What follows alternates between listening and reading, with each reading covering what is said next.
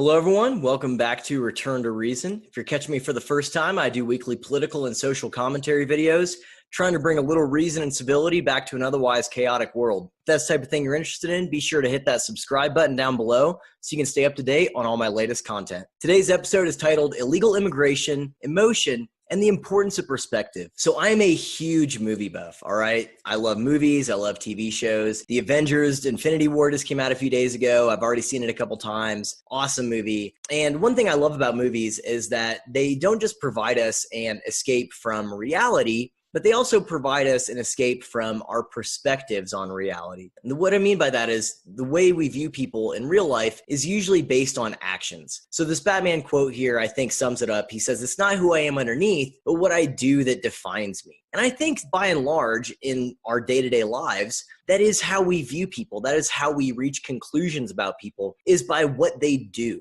That's why first impressions are so important. That's why we tell kids actions speak louder than words, because the things that we observe people doing, even if it's just for a brief moment, is usually what shapes our opinion of that person. So what we typically do is use our observations of a person's actions and use that to inform our opinion of that person. Whereas in movies and TV shows, it's usually the other way around. So we can get TV shows like Dexter, which is about a lovable serial killer, but we are rooting for Dexter because he is likable, because he is charismatic, because he's a person we empathize with. And the fact that we like him is what shapes our view of his actions. So we're not as concerned with the fact that he's a serial killer because we like him. Where in the real world, if someone's a serial killer, that is what's going to shape whether or not we like them usually. And so we find ourselves in a situation where the same people that we would be rooting for if we were watching NCIS or CSI or whatever, we're rooting against when we're watching Dexter or Breaking Bad or The Blacklist, because we don't want our heroes to get caught by the police. And what makes them our heroes is we like them as characters because they're charismatic, because they're sympathetic, because they're presented to us in a way we are emotionally attached to them. Whether or not we like them is what shapes how we view their actions, as opposed to in the real world where a person's actions is usually what shapes whether or not we like them by and large. So what do these movies have in common besides the fact that they're objectively amazing movies is that the plot in them is driven largely by the idea of theft or a theft, one robbery or a series of robberies, whatever. The notion of theft is a huge plot point for these films.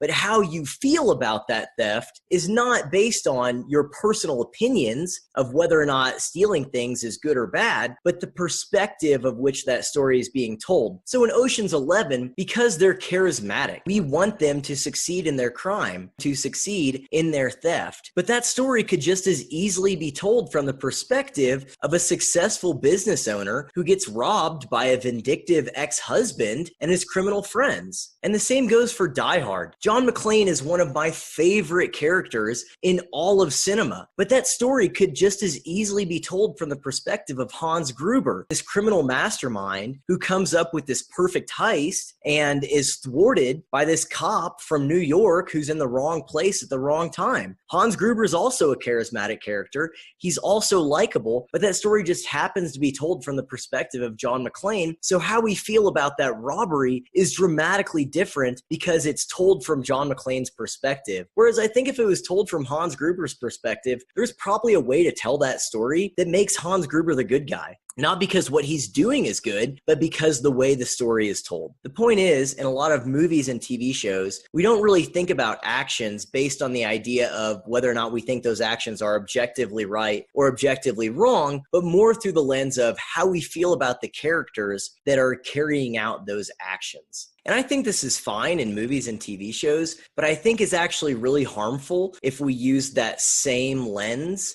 to view actions taken by people in the real world where there's real world consequences and real world policy at stake. So what I'd like to do, keeping with our movie theme here, is break down a song from the Disney movie Aladdin and use that as an example of the difference between looking at a situation through the lens of how we feel about the character or through the lens of what is actually happening in that situation. So as ridiculous as it sounds, I promise it'll make sense in the end. Probably. So here we go. So in the beginning of the movie Aladdin, the very first scene that we're introduced to him as a character, he's being chased across a rooftop by these guards. And the very first thing we hear is, "Stop, thief!" And Aladdin stops and we see him. He's at the edge of this rooftop and he says, "All this for a loaf of bread?" And we are immediately presented with a dichotomy of good and bad without really realizing that that's what's taking place. So in Malcolm Gladwell's book, Blink, he writes a lot about how we form opinions of things and of situations and of relationships really quickly. And there's been a lot of research done on how we can decide how we feel about a person or a relationship or a situation within a very short period of time. It's actually fractions of a second to determine how we feel about a situation. So we could actually watch this beginning scene that's about 2 seconds long with no sound, no idea what the movie is or what it's about or anything like that, and already have an idea of what's going on here and how we feel about this situation without really even knowing why we feel that. Because Aladdin is portrayed as smaller, unarmed, he's just holding a loaf of bread, and he's being chased by these guys who they are aggressive, they are frowning, they are bigger than him, they're armed with swords, they look menacing, they have beards, which actually research shows is commonly associated with aggression. So everything about these guys screams bad guy, and everything about Aladdin screams good guy. So we have an oppressor and oppressed dichotomy put in front of us that we agree to without really thinking about why we agree to it. And that is used as a jumping off point for the song. Literally, Aladdin jumps off the rooftop and he begins this song one jump ahead where he explains the situation he's in right now and the situation he's in life. And one of the things he says is, gotta eat to live, gotta steal to eat. Otherwise, we'd get along. So again, we are presented with a dichotomy. Aladdin says, the only way for me to live, for me to survive, is for me to break the law. It's for me to commit a crime.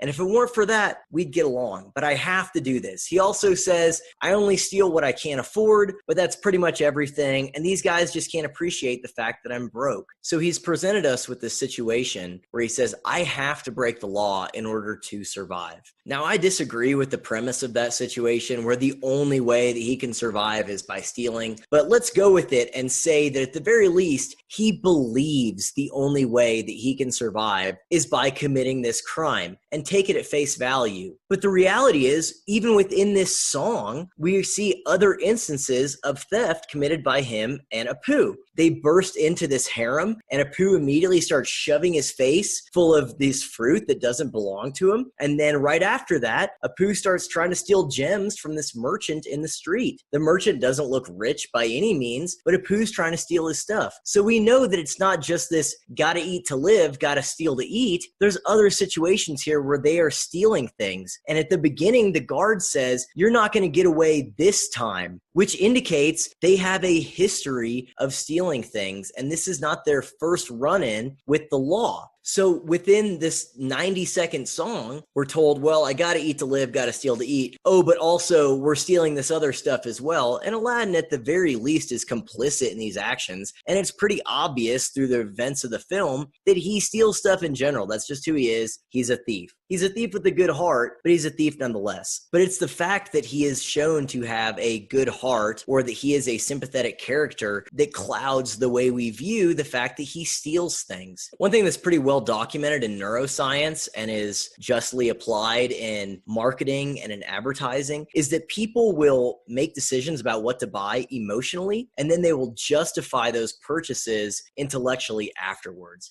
And I don't think people just do that when it comes to buying things that are material. We also make decisions emotionally in terms of how we feel about certain events, and then we justify them intellectually afterwards. So what I'd like to do is take this situation and look at it objectively and say what's actually happening here and remove emotion from it. So going back to Aladdin saying, look, I gotta eat to live, I gotta steal to eat. If it weren't for that, we would get along. Aladdin has just made an amazing concession. He has said, if it weren't for the fact that I was breaking the law, we would get along. So we know that even though these guys are portrayed as mean bullies, look at the looks on all their faces. There's no way that anyone looking at this scene would think that any of these guys were good guys. But Aladdin says, look, you're not arbitrarily picking on me. You haven't just singled me me out, to chase me down with swords. If I hadn't broken the law, we would be getting along just fine. So what does that tell us about these guys? Are they actually bad guys? Absolutely not. They're just enforcing the laws of Agrabah. They're saying, look, even if you have done something that is sympathetic, that we feel bad for you because the only way you feel like you can live is by stealing. At the same time, we have to have laws. We can't have people running around stealing stuff anytime they feel it's justified. Otherwise, it'd be chaos. So you can probably tell where I'm going with this. Two things can be true at the same time. We can say, look, I sympathize with the fact that you feel like the only way that you can have a better life is by committing crimes. But I can also sympathize with the guards who are just doing their jobs and saying, we have to have laws. We have to enforce these laws. Otherwise, it would be chaos. So Aladdin is just doing what he thinks he has to do, but the guards are also doing what they have to do. So both can be true at the same time. And the way this plays into the immigration conversation is, again, it's presented with such a one-dimensional perspective that it makes it difficult to have an honest conversation about it, because multiple things can be true at the same time. We can say, look, if you feel like the only way you can have a successful life, the only way you can be safe, the only way you can take care of your kids is to risk coming to the United States illegally, then that's your decision to make. However, if you get caught and you are doing something you're not supposed to be doing because you've already committed a crime by coming here illegally, and if you get deported, I'm sympathetic to the government for making that decision as well, because you committed a crime, you rolled the dice, and you got caught.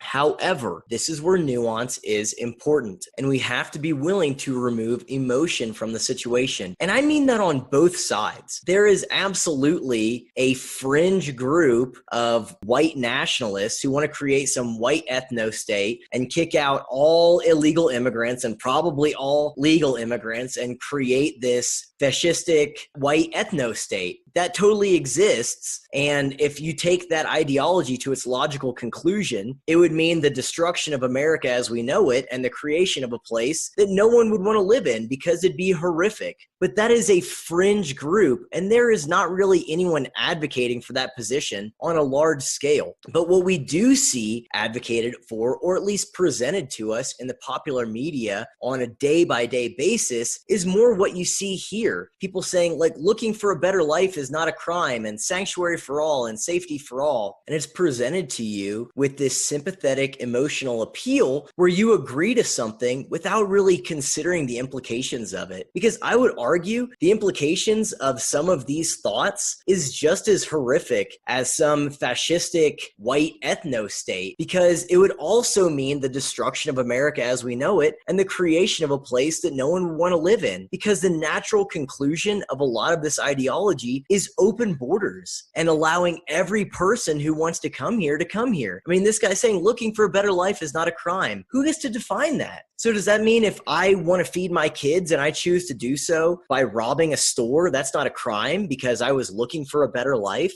Absolutely not. And saying that anyone who comes here claiming to look for a better life, that's not a crime and you should be able to do so, that's advocating for open borders. Sanctuary for all, safety for all, is advocating for open borders, or at the very least advocating for a non-enforcement of our border laws, which is effectively the same thing. So there is emotion on both sides. There are people who feel threatened by illegal immigrants and by legal immigrants, and I think they need to check their emotions, probably also check their mental state, because if you're afraid of someone that doesn't look like you, you probably got some other things going wrong there you need to have addressed. But there's also people who have an emotional attachment to every person that comes here illegally and addresses them all as this monolithic group, just like people on the negative side view every person that comes here illegally as a net loss for our country. There are people who say that every person that comes here illegally is a net benefit to our country. And that's absolutely not the case. And while there are a lot of people, so for example, take the DACA recipients, which is what this picture in the bottom right is depicting. It says future doctor. I can't tell what that girl with the red sign says. It looks like future cheesecake, but I'm pretty sure that's not what it says. But we'll say it's something good like chemist, all right? There are a lot of people who are DACA recipients who are future doctors, future chemists, future astronauts, nurses, etc. And I absolutely think that they deserve to stay here. But that's because America is a place place that no one has a right to come to, but people earn the privilege to live in if they were not a natural citizen. So we have to take a nuanced approach and say, if you have demonstrated the fact that you deserve to be here, you absolutely get to stay, even if you were brought here illegally as a child. Even if you came here illegally, honestly, I think we have to look at people as individuals, like I said in the beginning, and judge people by their actions, not just the fact that they came here illegally. That definitely should play a part in it, and I think that we should scrutinize the actions of those that came here illegally with a heavier degree of scrutiny. But at the same time, if they've demonstrated the fact that they contribute positively to our country, then I think they should get to stay here. It's not what's underneath that defines them, but what they do. They shouldn't just be defined by the fact that they came here illegally, but what they did after they got here. But in the same way that not even every American citizen is some amazing contributor to our society, there's no way you could argue that every single person that came here illegally is also some amazing contributor to our society. So not everyone that came here illegally is some amazing DACA dreamer, but they're also not all MS-13 gang members either. And so we have to view people as individuals and be willing to remove emotion from the situation on both sides. Even if you're someone who detests all illegal immigrants, you need to check your emotion and say there are some people that came here, they felt like they had good reason, and have since demonstrated the validity of those claims and the validity of that motivation by contributing positively to our country, and thus should be allowed to stay. But at the same time, there are people who came here illegally and have not demonstrated that they earned the privilege to be here and therefore should not be allowed to stay. So we have to view people as individuals, as difficult as it may be to detach emotion from this situation. And that's on both sides. We have to take a nuanced approach to this situation if we're going to do anything about it. And just like not every person who came here illegally is a criminal, also not every person that advocates for border security is some racist xenophobe. If you say, hey, look, I think we should build a wall, or I think we should improve our border security, that doesn't make you racist unless you are motivated by racist reasons. Because the reality is that anytime a country opens their borders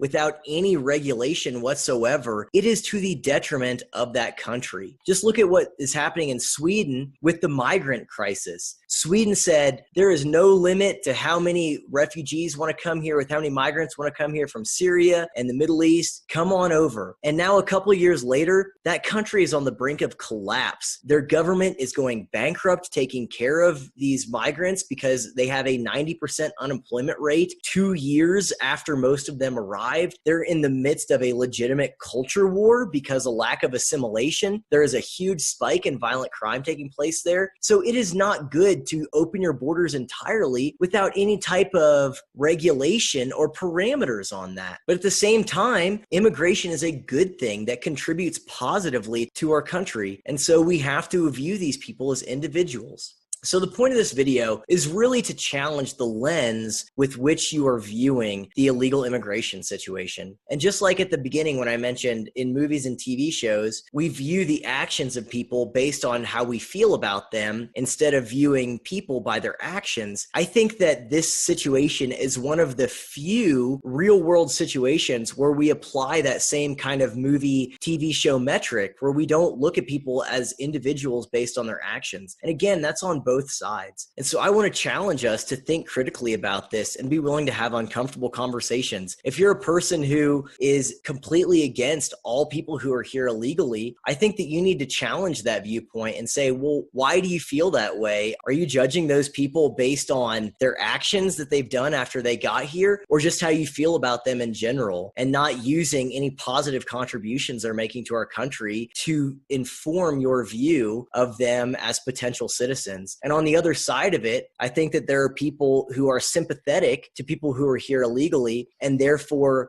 apply a across the board, broad brush approach to everyone who is here illegally and say that because I presume you came here seeking a better life, then you deserve to be here regardless of any merit you show after you got here. So we have to treat people as individuals and have to be willing to evaluate the lens with which we're viewing this situation. situation in order to have an honest conversation about it. And one of the things that's really harming that is the fact that the media has only been presenting us this one-sided narrative. And again, yeah, there are like Richard Spencers and people who advocate for this white ethno-state and all that stuff. They're not really the loud voices. Instead, we're getting this one-dimensional, fast food, quick, oversimplified perspective that everyone who's here illegally is, you know, this future cancer curing, Nobel Prize winning, Mars colonizing superstar. And that's not the case, but it's also not the case that everyone who's here illegally is some MS-13 human trafficking drug dealer. So we have to take a nuanced approach. And as a side note, just to briefly bring it back to Aladdin and end on a bit of a light note, going back to the idea that we can be sympathetic to Aladdin and also sympathetic to the guards at the same time, if we're going to say that there's really a villain in that whole story, I would argue that it's actually the Sultan, because there are people starving in the streets of his country while this idiot is in a gold palace